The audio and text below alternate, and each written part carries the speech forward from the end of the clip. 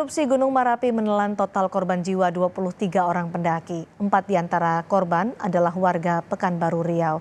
Dan kami akan berbincang dengan ayah korban Nazatra Azin Mufadal, Bapak Nazlil Huda yang sudah bergabung bersama kami di sini. Selamat petang Pak Nazlil, kami ikut berduka atas kehilangan yang dirasakan oleh Bapak dan keluarga. Mudah-mudahan amal ibadah putra Bapak diterima di sisinya. Amin. Amin ya rabbal alamin. Bapak, mungkin bisa diceritakan kepada kami bagaimana putra Bapak berangkat ke Merapi melalui pendaftaran online saat itu? Ya, karena anak saya ini udah berulang juga dia mendaki ke Gunung Merapi. Dia ceritakan kepada saya bahwa lewat pendaftaran mendaftar online untuk pendakian Gunung Merapi. Gitu. Itu dia bilang beberapa hari yang lalu, beberapa hari sebelum dia berangkat. Dia berangkat hari Jumat, dia sekitar hari Rabu dia udah bilang. Bilang akan pergi bersama berapa temannya pada saat itu? Ya, dia bersama temannya 7.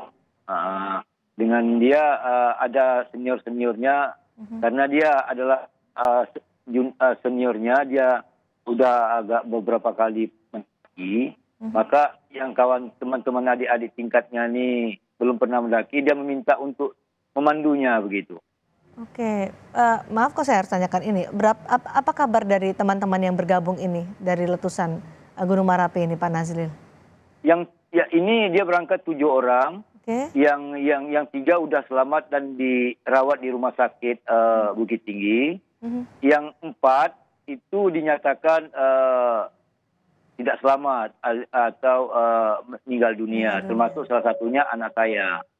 Okay. Jadi yang 3 udah dibawa ke Pekanbaru, masuk anak saya salah satunya dan sudah dikebumikan. Yang satu lagi itu katanya kabarnya tadi terakhir saya dapat berita bahwa sudah ditemukan mayatnya dan akan segera dievakuasi ke rumah sakit, salah satu rumah sakit di Bukit Tinggi. Oke. Pada saat mendaftar secara online yang diceritakan kepada Bapak, apakah putra Bapak atau teman-temannya tahu soal status waspada level 2 Gunung Merapi? Itu yang saya sekali bahwa mereka mengatakan kondisinya lah baik saja katanya begitu. Jadi karena saya juga pernah mendaki ke Gunung Merapi, saya cuma berdoa saja semoga perjalanan mereka lancar gitu.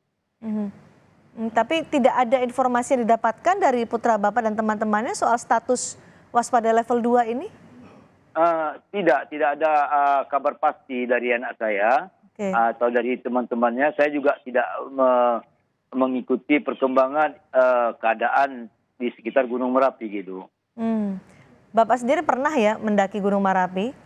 Pernah, itu ketika sekitar tahun 86-87an gitu. Okay. Karena waktu ketika saya masih muda. Baik, soal statusnya level 2 pada saat itu selalu diinformasikan atau bagaimana menurut pengalaman Bapak? Kalau pengalaman saya mendaki di tahun 80-an, di era 80-an sampai tahun era 90-an itu diawasi begitu dengan BMKG. Kemudian apabila ada terjadinya perubahan cuaca atau keadaan itu segera ditutup untuk posko keberangkatan pendakian. Dan ini jadi, yang tidak ada pada saat putra Bapak mendaki Gunung Merapi? Ini tidak ada kayaknya. Tidak ada dari pihak-pihak yang terkait untuk mengantisipasi eruption Gunung Merapi itu sendiri gitu. Bapak sayang sekali. Bapak pada saat itu mengetahui kondisi putra Bapak bagaimana dan kapan? Itu kondisi putra saya, ya dia kan berangkatnya hari Jumat sore. Hari Kamis, hari Rabu saya tahu kondisi mereka karena mereka juga merencanakan untuk pendakian pada hari Jumat. Jadi saya sebagai orang tua sebenarnya tidak mengizinkan karena cuaca gitu. Dan anak saya ini sendiri gitu, dia dalam masa menghadapi ujian semester. Lalu? Jadi dia berdalih ini permintaan teman-temannya susah untuk dia bertolak katanya. Dia alasan itu. Dia ini orang-orang ini belum pernah mendaki ya katanya. Oh. Dia minta Abdal, panggilan anak saya ini Nazatra Abdal. Dia minta Abdal untuk ikutlah bersama mereka menunjuk jalan-jalannya begitu. Jadi putra Bapak sudah pernah mendaki Marapi sebelumnya? Udah ini yang keempat gitu. Keempat, jadi menurut Bapak, Iya. putra Bapak pasti tahu lah ya situasi atau kondisi di pendakian Marapi, begitu? Oh iya, menurut apa yang diceritakan oleh anak saya ini, dia ngerti betul kondisi. Dan apa yang diceritakan ya seperti yang saya ketahui juga ketika saya masih muda mendaki gitu. Oke, dan informasi-informasi soal erupsi sebelumnya juga tidak ada sama sekali yang diterima oleh putra Bapak maupun Bapak. Karena tadi kan Bapak sempat menyatakan jangan dulu lah untuk mendaki, sempat dicegah gitu. Iya. Tidak ada informasi soal itu ya, Bapak? Tidak ada. Jadi saya tidak dapat informasi tentang keadaan Gunung Merapi itu sendiri. Itu yang saya sayangi sekali begitu. Karena saya juga sering mengikuti YouTube untuk informasi berita. Ternyata ini keadaan ini tidak ada saya dapati gitu. Baik dari anak saya mengatakan ini keadaannya baik-baik saja gitu. Oke, sudah ada dari pihak otorita atau lembaga terkait yang datang ke Bapak soal ini? Tidak ada lembaga-lembaga terkait yang belum datang ke saya. Gitu. Oke, baik. Komunikasi terakhir Bapak dengan putra Bapak sebelum ia mendaki, artinya dalam proses untuk pendakian kapan, Bapak? Iya, terakhir hari Sabtu sekitar pukul 5 kayak beginilah, pukul 5 karena dia kan biasanya orang tuh naiknya mendaki kan malamnya Minggu, Sabtunya malam. Jadi sekitar malam Minggu itu sekitar jam-jam 9 malam saya menghubungi dan mereka standby untuk mendaki gitu, sudah mulai jalan gitu. Apa yang disampaikan pada saat itu Bapak menanyakan kabarnya? Iya, kayak saya tanya kabar cuaca di sana bagaimana, baik-baik aja ya katanya. Baik-baik aja, memang ada agak gerimis sedikit gitu. Tapi itu tidak jadi halangan bagi pendaki untuk mendaki karena gerimis cuacanya yang agak gerimis sedikit. Jadi anak saya mengatakan cuaca baik-baik saja dan tidak ada kendala gitu. Pak Nazil, apakah sudah ada santunan untuk putra Bapak yang diberikan oleh pihak terkait soal ini?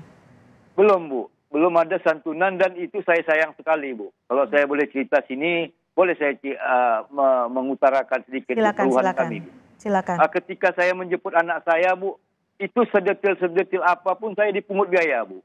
Semua biaya dibebani sama saya. Contohnya kemudian Bapak? BPB, gimana Bu? Contohnya bagaimana?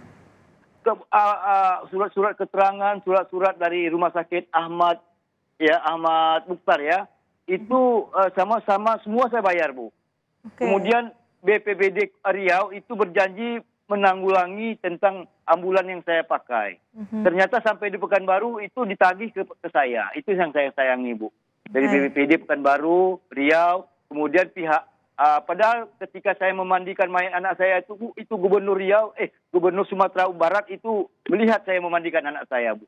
Tapi biaya-biaya itu terlalu besar bagi saya untuk dipungut, Bu. Itu saya dipungut mengeluarkan biaya 3 juta kurang 100.000, Bu. 2.900.000 rupiah ya, untuk mengurus jenazah 900.000 rupiah lebih kurang. Ada buktinya, Bu. Apa yang disampaikan pada saat itu sampai Bapak harus membayar apa yang disampaikan oleh mereka? Itu pihak terkait mengatakan bahwa ini adalah kebijakan pimpinan, Bu.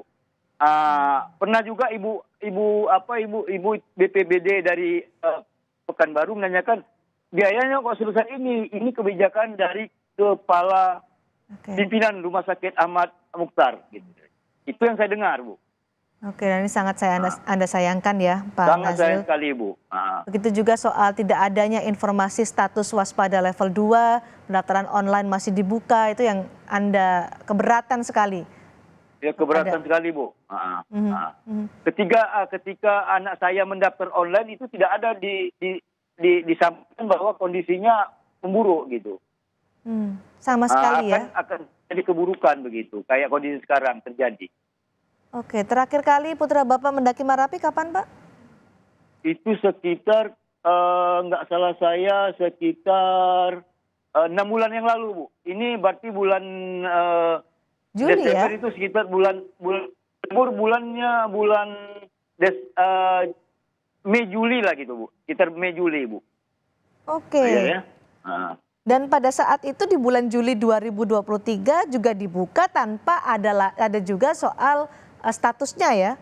iya, statusnya nggak dibuka waktu itu. Memang anak saya mendaftar, tapi tidak Oke. ada informasi status Gunung Merapi itu sendiri.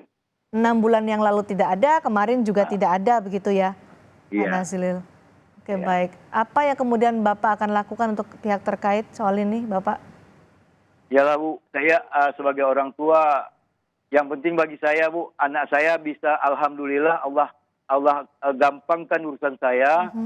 Kemudian evakuasi anak saya tidak ada kendala ke rumah sakit. Oke. Kemudian saya nggak jadi masalah lah, Bu. Ya, tapi saya sayangi sekali, Bu. Dengan biaya begitu saya dipersulit.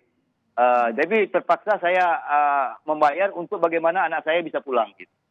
Anda akan meminta pertanggungjawaban pihak-pihak terkait soal ini? Karena Anda tadi menyebut menyayangkan tidak ada informasi sama sekali soal status Gunung Merapi. Saya mengharapkan untuk informasi untuk selanjutnya pihak-pihak terkait adalah informasi tentang keadaan Gunung Merapi sebelum membuka pendakian itu sendiri, Bu. Jangan sampai hal ini terjadi lagi begitu ya? Iya begitu, Bu. Baik, baik Pak Nazril sudah bergabung bersama kami. Kami berterima kasih di tengah duka Bapak masih berkenan untuk berbincang bersama kami dan kami akhirnya mengetahui bahwa informasi yang ada di booking online tidak memberikan informasi soal status waspada level 2 Marapi ini yang kemudian disayangkan oleh banyak pihak. Sekali lagi kami ikut berduka cita dan kami juga berterima kasih Bapak sudah berkenan bergabung bersama kami. Bapak Nazril Huda, ayah dari Nazatra Azin Mufadal. Terima kasih Pak Nazril. Sama-sama, Bu.